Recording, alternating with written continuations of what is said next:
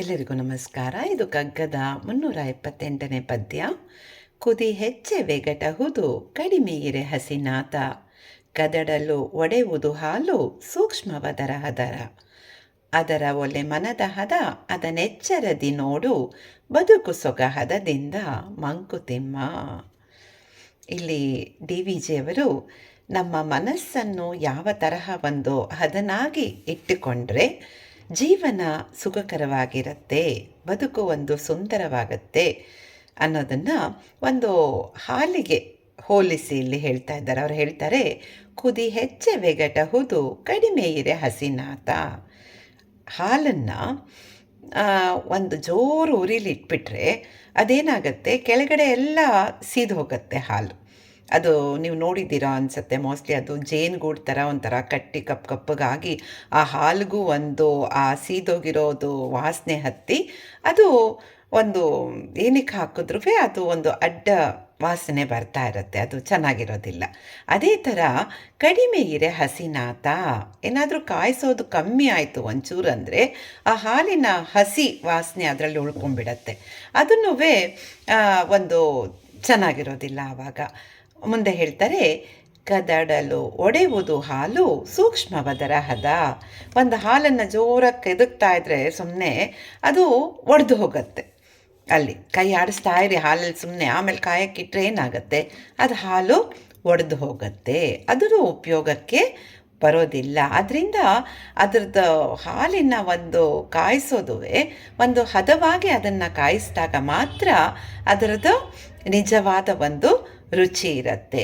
ಅದೇ ಥರ ಮುಂದೆ ಹೇಳ್ತಾರೆ, ಅದರ ಒಲೆ ಮನದ ಹದ ಅದನೆಚ್ಚರದಿ ನೋಡು. ಅಂದರೆ ಮನಸ್ಸು ಅದೇ ಥರ, ಅದು ಹೇಗೆ ನಾವು ಹಾಲನ್ನು ಹದವಾಗಿ ಕಾಯಿಸ್ಬೇಕಲ್ಲ, ಅದೇ ಥರ ಮನಸ್ಸನ್ನು ಸಹ ಒಂದು ಹದವಾಗಿ ಎಚ್ಚರಿಕೆಯಿಂದ ಅದನ್ನು ನೋಡ್ಕೋಬೇಕು. ಬದುಕು ಸೊಗ ಹದದಿಂದ ಮಂಕುತಿಮ್ಮ. ನಮ್ಮ ಬದುಕು ಯಾವಾಗ ಸೊಗಸಾಗತ್ತೆ, ಆ ಮನಸ್ಸನ್ನು ಒಂದು ಹದವಾಗಿ ನೋಡಿಕೊಂಡಾಗ ಆಗ ಬದುಕು ಸುಂದರವಾಗಿರುತ್ತೆ ಅಂತ ಹೇಳ್ತಾರೆ. ಎಷ್ಟು ಸುಂದರವಾದ ಮಾತು ಅಲ್ವಾ. ಇದೆಲ್ಲರಿಗೂ ಒಂದು ಗೊತ್ತಿರೋದೇ, ಇದೇನು ಗೊತ್ತಿಲ್ಲದೆ ಇರೋದೇನು ಹೇಳ್ತಾ ಇಲ್ಲ, ಓ ಏನು ಮಹಾ ಅನ್ನೋ ಹಂಗೆ ಆಗ್ಬೋದು ಕೆಲವರಿಗೆ. ಆದರೆ ಆ ಹೋಲಿಕೆಗಳು ನೋಡಿ ಎಷ್ಟು ಚೆನ್ನಾಗಿ ಮಾಡ್ತಾರೆ. ಅಲ್ಲಿ ಮನಸ್ಸನ್ನು ಯಾವ ತರಹ ನಾವು ಒಂದು ಹದವಾಗಿ, ಅಂದರೆ ತೀರಾ ಉದ್ರೇಕಕ್ಕೂ ಬಿಡಬಾರ್ದು ಅಥವಾ ತೀರಾ ನೀರಸವಾಗಿ ಅಯ್ಯೋ ಏನಪ್ಪ ಲೈಫು ಅಂತಲೂ ಇರ್ಕೊಳ್ತು, ಒಂದು ಹದವನ್ನು ನಾವು ಮೇಂಟೈನ್ ಮಾಡಬೇಕಾಗತ್ತೆ. ಯಾವಾಗಲೂ ಒಂದು ಹದವನ್ನು ಮೇಂಟೈನ್ ಮಾಡಿದಾಗ ಒಂದು ಮನಸ್ಸು ಸುಂದರವಾಗಿದ್ದು, ನಮ್ಮ ಮನಸ್ಸು ಸುಂದರವಾಗಿದ್ದರೆ ಬದುಕು ಸುಂದರವಾಗಿರುತ್ತೆ. ಯಾಕಂದರೆ ಏನೇ ಒಂದು ವಿಚಾರಗಳು ತಗೊಂಡ್ರೂ ನಮ್ಮ ಬದುಕಿನಲ್ಲಿ ಅದೆಲ್ಲ ಮನಸ್ಸಿನ ಮೇಲೆ ಡಿಪೆಂಡ್ ಆಗಿರುತ್ತೆ ಅಲ್ವಾ.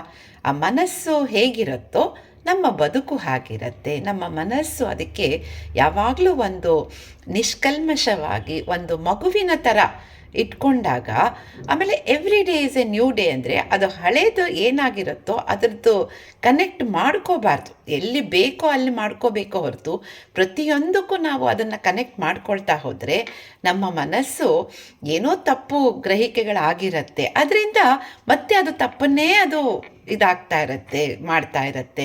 ಅದೇ ಒಂದು ಹೊಸ ದಿನ ಹೊಸ ಒಂದು ಮನಸ್ಸಿನಿಂದ ಶುರು ಮಾಡಿದಾಗ ನಮಗೆ ಒಂದು ಹೊಸತನ ಕಾಣಿಸುತ್ತೆ, ಅದರಲ್ಲಿ ಬದುಕು ಒಂದು ಸ್ವಾರಸ್ಯಕರವಾಗಿ ಅನಿಸುತ್ತೆ. ಆದ್ದರಿಂದ ಆ ಮನಸ್ಸನ್ನು ಒಂದು ಹದವಾಗಿ ಇಟ್ಟುಕೊಳ್ಳೋದು ಇಟ್ಸ್ ಅ ಆರ್ಟ್. ಆ್ಯಕ್ಚುಲಿ ಹಂಗೆ ನೋಡೋಕ್ಕಾದ್ರೆ ಅದೊಂದು ಆರ್ಟ್ ಫಾರ್ಮ್ ಅಂತ ಅನಿಸುತ್ತೆ ನನಗೆ. ಯಾಕಂದರೆ ಬಹಳ ಕಷ್ಟ, ಮನಸ್ಸಿನ ಬಗ್ಗೆ ಜನ ಜಾಸ್ತಿ ತಿಳ್ಕೊಳ್ಳಿಕ್ಕೆ ಹೋಗೋದೇ ಇಲ್ಲ. ನಮ್ಮ ಎಜುಕೇಷನ್ ಸಿಸ್ಟಮು ಹಾಗೇ ಇದೆ ಅಲ್ವಾ. ಸ್ಕೂಲಲ್ಲಿ ಎಲ್ಲ ಲ್ಯಾಂಗ್ವೇಜಸ್ ಕಳಿಸುತ್ತೆ, ಅದು ಕಳಿಸುತ್ತೆ, ಇದು ಕಲಿಸುತ್ತೆ, ಆದರೆ ಒಂದು ಸೆಲ್ಫ್ ಬಗ್ಗೆ ಕಲಿಸ್ಕೊಡೋದಿಲ್ಲ, ಅದ್ರ ಬಗ್ಗೆ ನಾವು ಅದಕ್ಕೆ ಜಾಸ್ತಿ ಇಂಪಾರ್ಟೆನ್ಸು ಕೊಡೋದಿಲ್ಲ. ಆದರೆ ಆ್ಯಸ್ ವಿ ಏಜ್ ಅದು ಏನನ್ಸುತ್ತೆ, ಎಲ್ಲನೂ ಮನಸ್ಸಿನ ಮೇಲೆ ಬಹಳ ಡಿಪೆಂಡ್ ಆಗಿರುತ್ತೆ. ಆ ಮನಸ್ಸನ್ನು ನಾವು ಟ್ರೈನ್ ಮಾಡಬಹುದು. ಅದು ಟ್ರೈನ್ ಮಾಡಿಕೊಂಡು ನಮ್ಮ ಮನಸ್ಸನ್ನು ಒಂದು ಹದವಾಗಿ ನಾವು ಇಟ್ಟುಕೊಂಡ್ರೆ ನಮಗೆ ಆವಾಗ ಆ ಒಂದು ಎಕ್ಸ್ಟ್ರೀಮ್ ಸಿಚುಯೇಷನ್ಸ್ ಬರಲ್ಲ. ಈಗ ನಾವೆಷ್ಟೋ ಸಲ ನೋಡಿದ್ದೀವಿ ಅಲ್ವಾ, IITಲಿ IIMಲ್ಲಿ ಓದ್ತಾ ಇರ್ತಾರೆ, ಅವ್ರುಗಳು ಸೂಸೈಡ್ ಮಾಡ್ಕೊಳ್ತಾರೆ ಓದಿನ ಸ್ಟ್ರೆಸ್ಸಿಗೆ ಅಥವಾ ಇನ್ಯಾವುದಕ್ಕೋ. ಯಾಕೆ ಅಂದರೆ ಅವ್ರಿಗೆ ಮನಸ್ಸನ್ನು ಹೇಗೆ ಒಂದು ಇಟ್ಕೋಬೇಕು ಅನ್ನೋದ್ರ ಬಗ್ಗೆ ನಾಲೆಡ್ಜ್ ಇರೋದಿಲ್ಲ. ಬಾಕಿ ಎಲ್ಲ ಬಹಳಷ್ಟು ನಾಲೆಡ್ಜ್ಗಳಿರುತ್ತೆ, ಆದರೆ ಆ ತಮ್ಮ ಬಗ್ಗೆ ತಮಗೆ ಒಂದು ನಾಲೆಡ್ಜ್ ಕಮ್ಮಿ ಇದ್ದಾಗ ಆ ಥರ ಒಂದು ಸಿಚುಯೇಷನ್ಸ್ಗಳನ್ನು ಎದುರಿಸ್ಬೇಕಾಗಬಹುದೇನೋ. ಅದರಿಂದ ಆ ಮನಸ್ಸನ್ನು ನಾವು ಕಂಟ್ರೋಲ್ ಮಾಡಿಕೊಂಡು ನಮ್ಮ ಒಂದು ಹದದಲ್ಲಿ ಇಟ್ಕೊಂಡಿದ್ದಾಗ ಬದುಕು ಬಹಳ ಸುಂದರವಾಗಿ ಅನ್ನಿಸತ್ತೆ ಅನ್ನೋದನ್ನು ಇಲ್ಲಿ DVJ ಅವರು ನಮಗೆ ತಿಳಿಸ್ಕೊಡ್ತಾ ಇದ್ದಾರೆ. ಧನ್ಯವಾದಗಳು.